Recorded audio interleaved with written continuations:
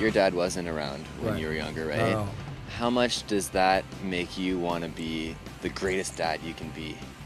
It always has. Well, I not because he wasn't around, but because of the damage that it left in me, and the wanting and the needs and just that, and the holes that it left in me. I didn't want to impart those into someone else, especially not my child. So I've done everything in my power to be a cognizant father, and I've made mistakes, you know. Sure. And I'm sure there's some collateral damage she'll have, but I think our job as parents is to leave the next generation with less damage than what we had. Yeah. You know, I think of my mom, God bless her soul. She died since I've met you. She died last February, and she. I'm sorry to hear that. Oh, that's okay, man. She had cancer. Is that right? Yeah, she smoked for 47 years. Yeah. I ain't getting away from that. Yeah. She grew up with a hillbilly down in North Carolina, out in the woods, and her dad used to send her out to go get a switch so he could hit her with it.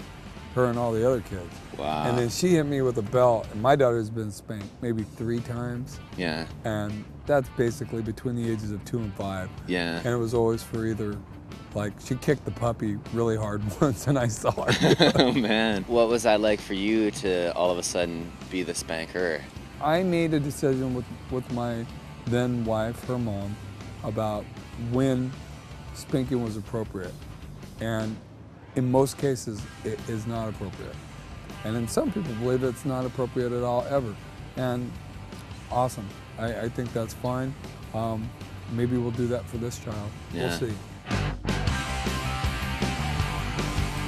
My mom. Yeah. She was tenacious, man.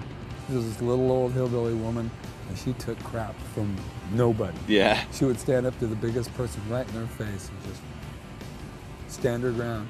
And I loved her for it. She went to bed every night pretty happy, you know? She could live with herself. You miss her a lot, don't you? More and more. Yeah. I did a lot at the beginning, and I miss certain things. I mean, today is Mother's Day, you know? It's a hard day. It's a hard day. A couple friends of mine called me just to tell me that I haven't talked to in a while. Just 2 different friends that I haven't talked to in a while just called me and said, hey man, your mom's still watching me, she's still here.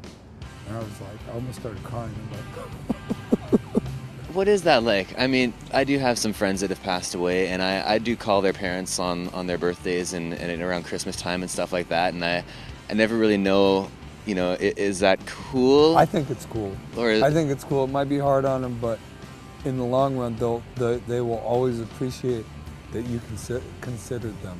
Being considered by another human being, that's what it's all about. That's why we're human beings.